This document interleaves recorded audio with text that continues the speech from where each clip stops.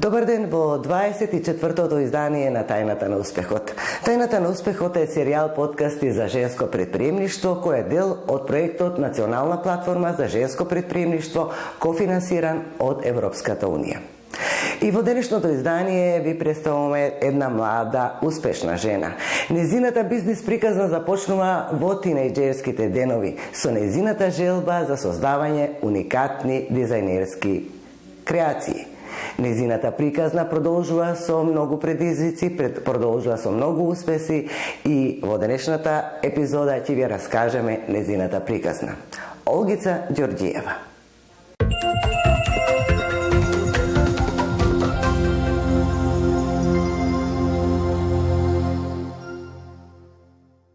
Олгица, добре дојде во Тајната на успехот. Се надевам пријатно се чувствуваш во нашиот простор. Секако ви благодарам на поканата и навистина ми е драго што сум ваша гостинка денес.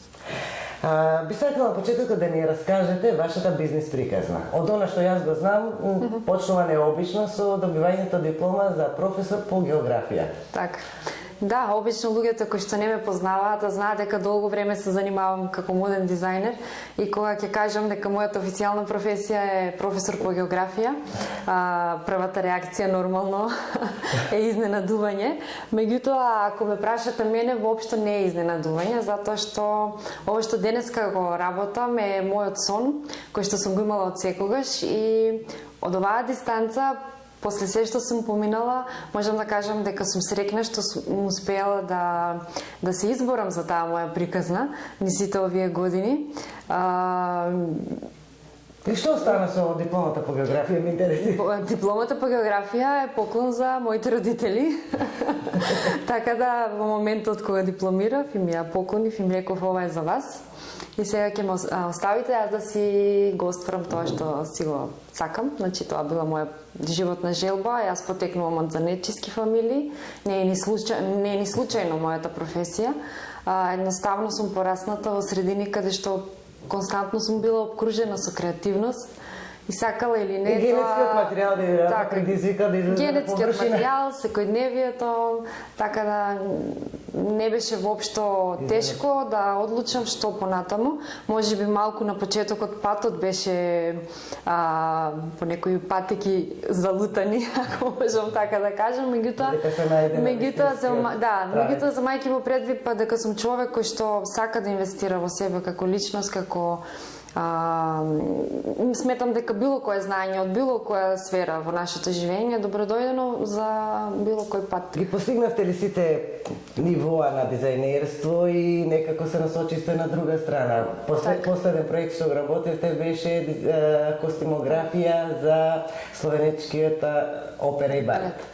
Па, мислам дека секогаш има уште еден чекор за одење напред. Не мислам дека сум го постигнала максимумот. Напротив, сметам дека ова е само уште еден дел од мојата креативност. Мислам дека уметноста како професија е сестрана и ова само го гледам како додадена вредност на мојата професија. Едно ново искуство. Насловот на овој проект и што содржеше, што се очекуваше од вас и што е она што го создадовте? Последната моја представа на која што работев беше Ајде на валцер за Словенечката опера и балет. Продукцијата беше таму, во нивното ателје. Поминав прилика една година на релација Скопје-Љубљана.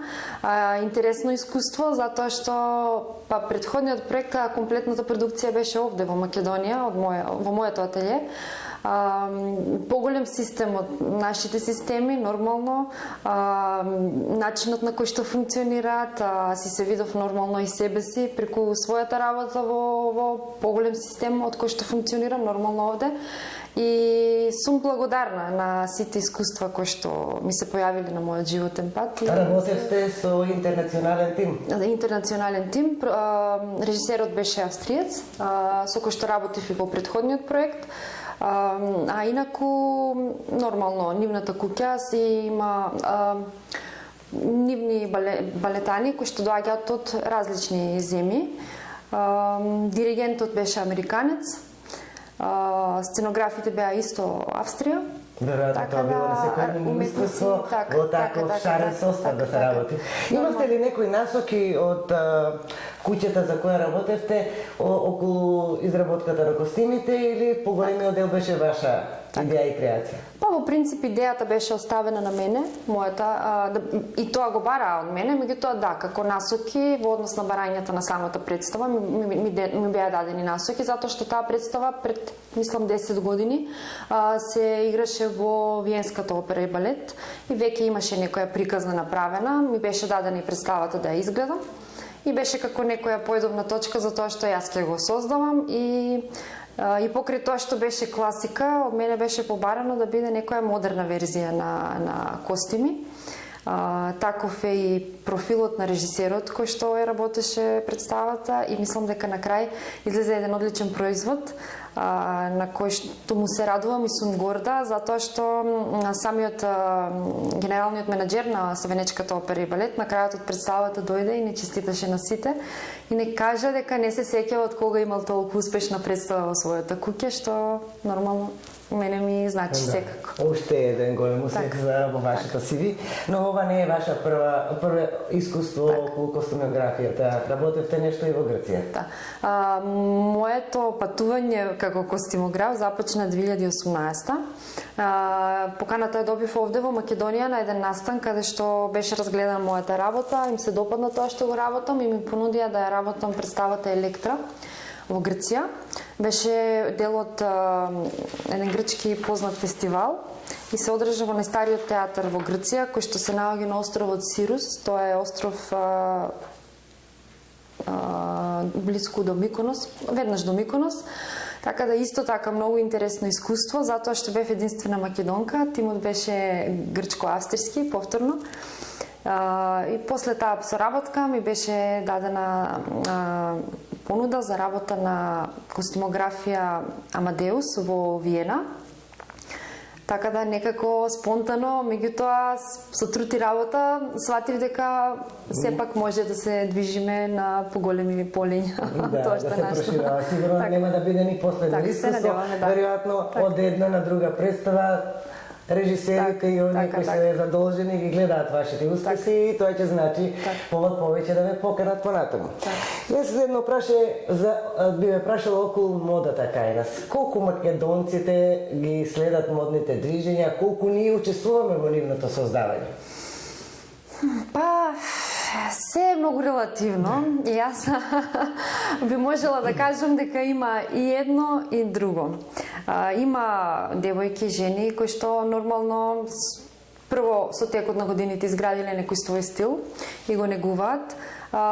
Има едно ново време кое што носи една нова малку поинаква мода и нормално и самата мода е диктирана историски од случувањата кои што се случуваат во нашето секојдневие. Конкретно сега во оваа фаза во која што се наоѓаме во фаза на пандемија, малку се изгубија некои работи, особено модата е една од бизнисите кои што доста претрпе во цело ова време.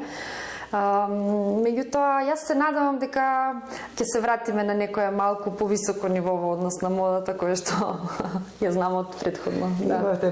Има некој можеби потежок период, вие го искористите за доста продуктивно. На што работите сега? Па после напорни 3 години во движење, си земав еден одмор од месец дена, малку заслужен одмор. И така да сега продолжувам со активностите кои што ги имам во моето студио. Локацијски сега сум моментално на друга локација. Сум посветена на моето ателје, моите клиенти, ќе има сигурно нова колекција. Во моментот сум во преговори за соработки кои што се надвор од Македонија и се надевам дека ќе бидат успешни. Работите на колекцијата, ще сакате да скриете тој податок или многу информации? Не, напротив, ташните се нешто што ми е навистина драго. Ете, добро што ме подсетивте, во периодот кој што следува имам и нова линија на ташни. Навистина му се радувам на тој проект затоа што тоа го имав како идеја подолго време, меѓутоа никогаш не ми остануваше нешто премногу време за да му се посветам.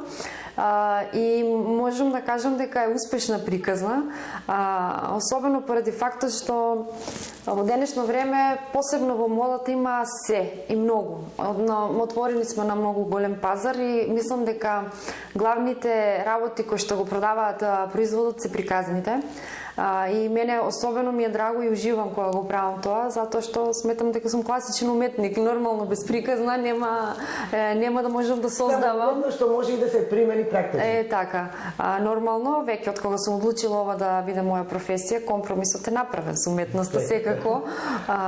Така да следува и нова линија, меѓутоа и тоа што веќе беше од претходно, повторно го пуштам во... И не раскажувате приказната за ташната конкретно за оваа што има моментално идејата дојде од една марама која што имам добиена на поклон, стара јапонска марама која што е повеќе од 50 години сигурно стара и многу е сакав и не знаев како да и го продолжам животот затоа што се текна време нормално ќе не можам да ја користам и во еден момент ми дојде идеја дека можеби не е лошо да испринтам материјал од кој што можам да направам ташни и така всушност стана. Тоа може да биде основа и за идни проекти, дали тоа ќе биде делот на ташна. Секако. Измеѓу времето си го креирав слоганот Gorgeous, нели, на англиски, повеќе на англиски ради првите две букви, затоа што моето име и презиме Ѓорѓиева Олгица, па ги формулирав во еден збор кој што не верувам дека има жена која што кога ќе го прочита нема да има убаво чувство, така да ги брендирав и самите ташни внатре се брендирани со името на купувачот и пишува You're Gorgeous. Околу пласманото на кога уметник или производител создава дело, создава производ, треба некаде да го пласира. Така. А вие ги пласиравте тука или денешните можности се пошироки преку интернет и... Така. Денешните можности дефинитивно се пошироки. Моментално ги продавам овде, меѓутоа во моментот буквално работам на мојата онлайн страна, на која што секако ќе бидат ставени на онлайн продажба и отворени на поголеми пазари, дефинитивно.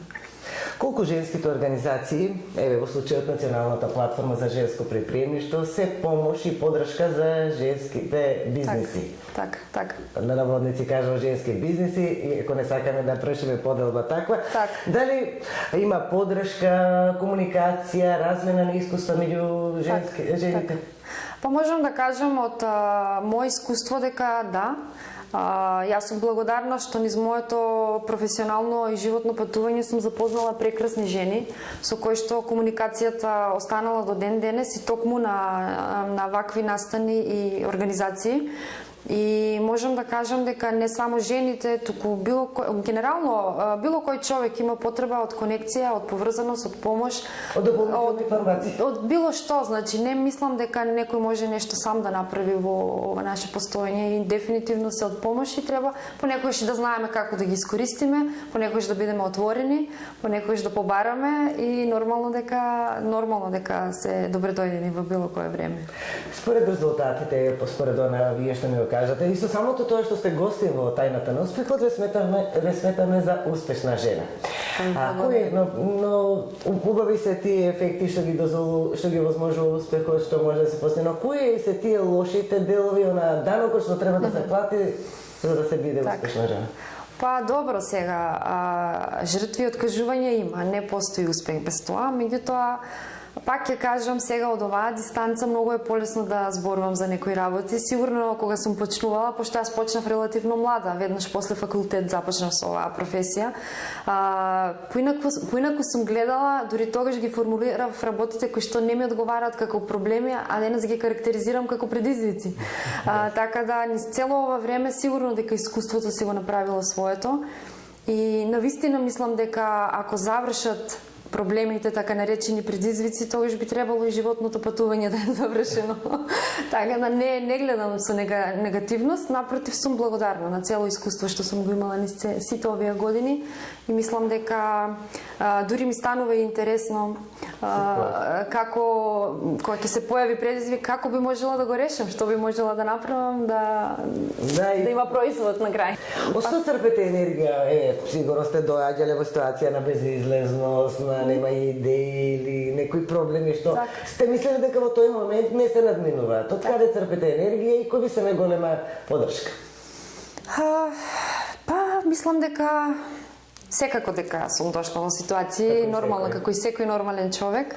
Сега вака додека ме прашувате, размислувам што правам, понекогаш оставам да поминат неколку дена и толку ми трае, после ми се враќа енергијата и продолжувам. Девизата на Скарлет има утре. Има утре дефинитивно. Инвестирам со години во себе, значи користам нормално и литература, која што туги искуства кои што веќе поминале ни сето ова, и мислам дека не постојат проблеми кои што можеби се два проблеми кои што се нерешливи во живот, па дури и тие се решливи, така да не се дали се плашам или не се плашам, нормално сработ, нели, кај сите нас постои во одредена форма, ги тоа одам напред дефинитивно. И кои се плановите за во наредниот период? Плановите, па сум фокусирана, ќе бидам фокусирана на таа онлайн продажба повеќе надвор од Македонија. Во моментот преговарам за некои соработки кои што исто повторно се поврзани со надвор од Македонија, можеби како дизајнер за друга куќа.